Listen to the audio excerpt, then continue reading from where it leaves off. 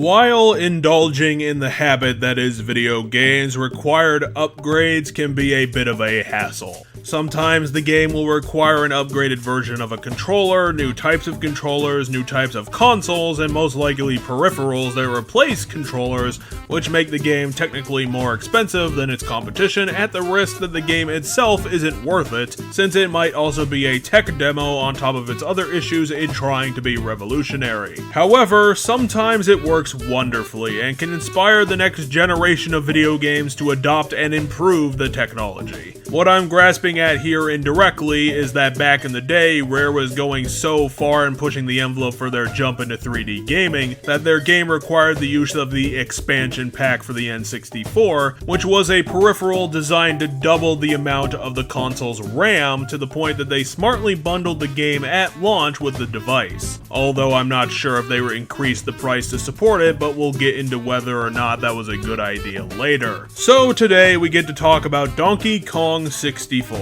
The first of many attempts by old school Rare to jump onto the developer unfriendly N64 to continue amongst other things their brand newest Donkey Kong game. Back when we were looking at the Donkey Kong Country trilogy on the SNES, it was already painfully clear that Rare was a developer with personality and skill and talent that paired well with them being a small team of about 20 core employees and 30 support staff, which allows them to be consistent in production, unlike some games produced nowadays, with large, sometimes stupidly separated teams that create some games that feel incredibly disjointed because none of the damn teams ever talk to each other. Which is why I'll take a smartly designed game with a 7-person staff than a cash grab scheme featuring 150 to 350 poor souls working for the omniscient The Man.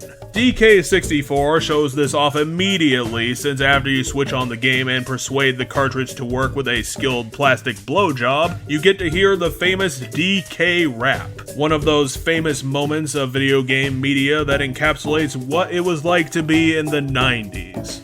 I heard the DK rap multiple times while working on this video, and the tune still holds up because while it was adorably indulging in the trope of the moment, Rare had enough self-awareness to not stuff it butt to gut with instantly dated slang, so you can still enjoy it even though it's 2018. But then the game actually starts and the first cutscene gives us our expected dumbass plot by the Kremlins to screw over the Kongs because of their blood feud. It's pretty odd that K. Rool is fueled by his immortal hatred of Donkey and friends in this case, because it seems like it's entirely accidental that he's here at all. Because K. Rool is a moron and lets his useless minions drive his evil monster boat, the tower crashes into DK Isle, and then K. Rool simply lets his minions steal the Golden Banana Horde during the night, which they miraculously manage to not screw up. But don't think that went 100% to plan either, due to where the minions decided to hide the golden bananas they actually stole. This plot is to serve as a distraction for the actual evil plan of K. Rool, which is to wait for his sub-grade school-minded minions to finish his totally not the Death Star laser, so that he can blow up DK Isle forever. While this cutscene is erratic and completely ridiculous, the one thing that struck me after watching it was that Rare actually gave K. Rool a voice actor. And he's actually pretty good. I want you to do everything in your power to keep Donkey Kong distracted. Steal that horde of golden bananas he treasures so much, and take care of his pathetic friends. This time there can be no mistakes. I thought it was weird since my memories of playing it as a kid had this game entirely voice actorless, and I kinda wish that it remained that way because for the rest of the game there is no voice acting beyond a couple lines and a bunch of noises. I know that it was probably memory space that ended up doing this, but the text boxes in this game simply don't serve their purpose. While I was watching the K. Rool interludes, where he watches a never-ending marathon of the Kremlin's incompetence, the text boxes have no warning about when they're about to change, and they're relegated to the bottom 3 inches of the screen that is away from the action on screen, so it's actually pretty easy to miss when the dialogue changes, so you can miss the cute jokes and stupidity that K. Rool Rule is presenting as the straight man of his goons being dumbasses.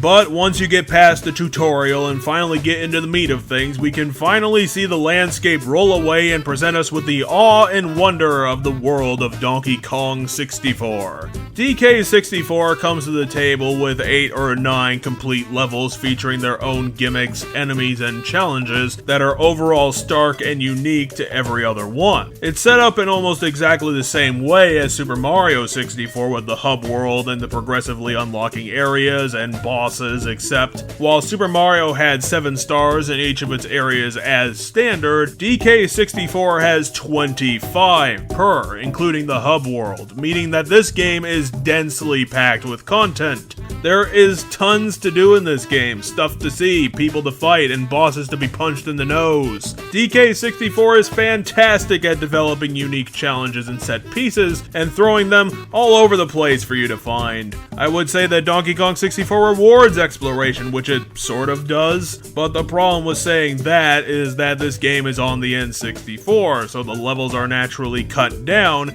to fit on the cartridge, so you end up with some parts of the game that simply have one box filled with 5 challenges for each character. Plus, the level design of the game is frankly confusing. I'm sure that people out there would have done 7 speedruns of this game and know it by heart, but when I was coming back to this game, I was constantly getting lost. There are no abilities to get sky shots of the entire area, the game has no map to it, and the landmarks are not placed well enough for the player to be able to immediately find things that they are looking for. It's a good thing then that the game only requires a maximum of 100 golden bananas to finish the game, considering how much backtracking you would have to do to find everything in this game, if it required even more. And since we sort of scratched the topic back there in that paragraph, let's talk about the character roster of this game. Since this is a Donkey Kong platformer, you naturally get a helper ally that you can switch between during gameplay. But instead of simply putting Diddy Kong in as standard, Rare decided to bring in another 3 additional allies, making up a 5-man squad. Donkey Kong, Diddy Kong, Tiny Kong, Lanky Kong, and Chunky Kong. Rare, in all of their brilliance, thankfully excluded Baby Kong or Junior Kong from Donkey Kong Country 3 from returning because he was very annoying and I hated him. Lanky and Chunky seem to be brand new characters for Donkey Kong 64 and are well welcome to the ensemble because this is simply a great cast. In other multiple character games, there is almost always going to be the 1 or 2 that are all around suck, who are bad at everything and are generally hated by a bunch of people. But Donkey Kong 64 goes with none of that. Each of their characters have their own special abilities, but they all play almost exactly the same, so instead of having to factor in speed and damage of the characters, you can pick and choose them specifically on what arbitrary abilities they have to defeat challenges. Which is good because it cuts down on player confusion, helps the player plan out their next move better, and generally doesn't cause annoyance by making one of the characters completely useless. Also, the characters each have unique personalities intertwined with their skills and abilities, and are generally likable, especially if you stuck around for the DK rap, and got to learn about them before the game even started. The 5 characters are generally likable, and are great fun to pilot around and smash Kremlins with. Rare did go all out for the introduction of the Kongs to the world of 3D with all the extra detail in their quote-unquote voice lines, animation, and weapons and skills to help build characters that really pop off the screen entirely. Top that off with the enemy variety and spectacular boss fights, and you truly have a game that dazzles and excites throughout the dense amount of content you will smash your way and puzzle through using your deadly wits. However, there is a caveat to the fun of collecting the golden bananas. Rare was a big believer in the motto of Nintendo Hard back in the day, and they certainly haven't stopped when this crap went 3D. Considering one of the major things people remember about this game specifically being the damned racing beetle, this game was certainly not skimping on the stupidly ramped up difficulty. I love how Rare decided to call all of these challenge rooms bonuses because they sometimes act like a sanity cheese grater. Like I said before, you don't have to collect every one of the golden bananas, but as a lifelong gamer and regular person, I know that if you presented most gamers with a challenge and then tell them that it's optional, they mostly will ignore that completely because we can't accept that a game challenge beat us unless it is literally impossible. Which a couple times it is! It's not even the racing ones that were the worst offenders. It was a couple of the banana shooting galleries which literally require you to have future sight to beat,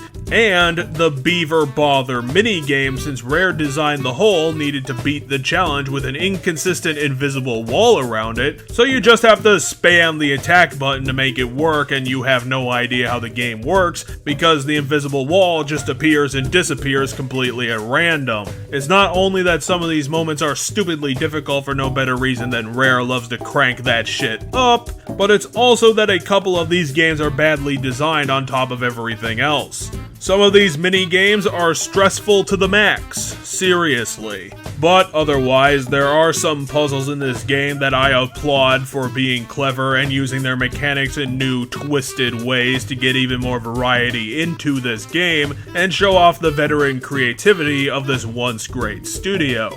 It's amazing to me that this game has so much content in it, while this was also Rare's first foray into the unforgiving world of 3D gaming, which broke many a studio in half with the most brutal technological shift in the industry. Many developers couldn't even begin to understand the 3D concept, and here we have 3D newborns Rareware walking through it and producing greatness with a wave of their hand. Donkey Kong 64 is such a great game that revolutionized so much for the console and the series in general that it's kind of hard to talk about. I can talk about the awesome gameplay, the goofy story, impressive boss fights and soundtrack, and all this high quality content to be found as long as you have the extra RAM that it really highlights how hard it is to praise something. But without flaws, the only thing I can really say is that this game is good, the parts are fun, and it's complete and awesome and stood the test of time. But I suppose there is one thing I could say to liven up this review with a negative. I was actually saving this one because it was the knockout nitpick. The camera. Oh lordy, lordy, lordy, this was not fun. It was the one sticking point that was constantly getting in the way of my fun of the game. The camera controls in DK64 are not good. They just aren't. The camera orients everything in the game and is vital to do even the simplest things, especially in a 3D platformer that Donkey Kong 64 is trying to be. But the camera ends up being a secret team killer. The damn thing is so slow to react and wasn't designed with any intuitive AI based on player movement, so you are constantly babysitting the camera and forcing it to where you want to go. But if you are facing the wrong way, are too close to a wall, or simply trying to turn the wrong way according to the game, you'll hit a camera invisible wall and have to spin it all the way around in order to get it to look at the thing you want. There are such embarrassing camera control fuck-ups that it really helps highlight how spot on Super Mario 64 got this when they were first interpreting how the N64 was going to handle 3D environments. The camera controls are already bad on the normal N64 play scheme, but when I transferred that over to the Wii U tablet is when things really started blowing up in my hands. Problem numero uno. The Wii U maps the N64 camera buttons to a joystick. This was such a horrible decision that I can't fathom any reason Nintendo released this to the public other than they understand the value of ROMs and how they can quickly and with no work make money from them just as long as they run the games on console hardware. Problem 2. The Wii U's emulator control mapping is shit garbage. For whatever reason, Nintendo restricts the abilities to fully map out a control scheme to the Wii U and restricts the camera mapping to both joysticks rather than allowing them to be mapped to the D-pad, which would have fixed the entire problem of translating an N64 game to the Wii U. The glaring issue with this setup is that a circular entry joystick is trying to relay commands to a system that only had 4 camera buttons.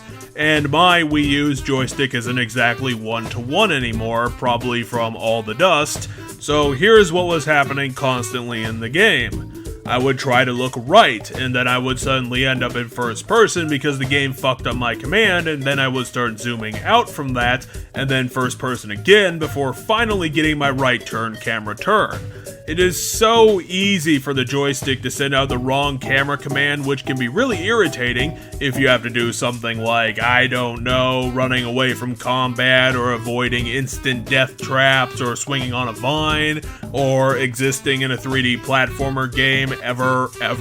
It's such a ludicrous problem with a simple fix that I'm amazed that I even have to bitch about this. Full controller mapping, it's not that fucking hard. Hell, I'm sure it was actually harder for Nintendo to map camera buttons to a joystick than the D-pad, but they restrict the controls to the joysticks. Can someone get a sensible translator to their Japan offices ASAP? But other than that, DK64 is a solid as hell game that's as much worth your money today than it was 20 years ago. It is one of the greatest hits that the N64 ever saw, alongside a string of other great first parties and a bunch of failing try-hards. While Nintendo failed with some of their console design, they were one of the companies that understood the value and the technical aspect of 3D game design, and thankfully were able to pass that knowledge to a lucky couple studios. DK64 is densely packed with high quality content, some of it nonsensically difficult, but it's a part of the charm of Rare as a studio, even if it ends up necessitating frequent quick saves. The character roster is fantastic with a great script and character design. The quirky team of main heroes are fantastic, with no flaws between the five, so that they all end up equally as useful as anyone else going on a collectathon quest to grab as many bananas as they can find. The levels presented are colorful, interesting, and fun to explore, each with their own gimmicks that don't cross over to other levels.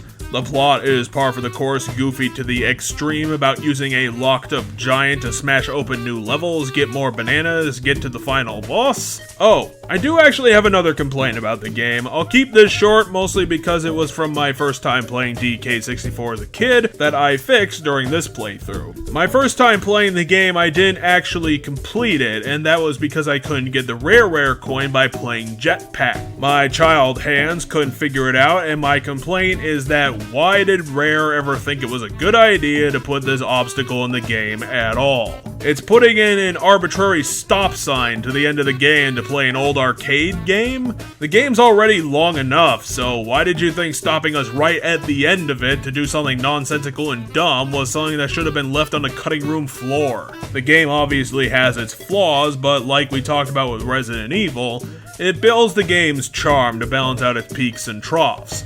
Even at $10 on the Nintendo Wii U eShop, I would wholeheartedly recommend the purchase because there are games out there costing 10 times as much at launch that won't give you nearly half of what DK64 can. Hell, it's so good of an N64 game that it almost gets away with having the less powerful graphics just because of how stylistic and adorable the game looks. Ocarina of Time didn't even manage that. I'll end this video with some final scores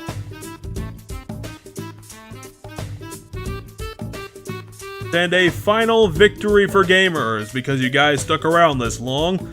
I'll see you next time for whatever else Rareware can cook up for us.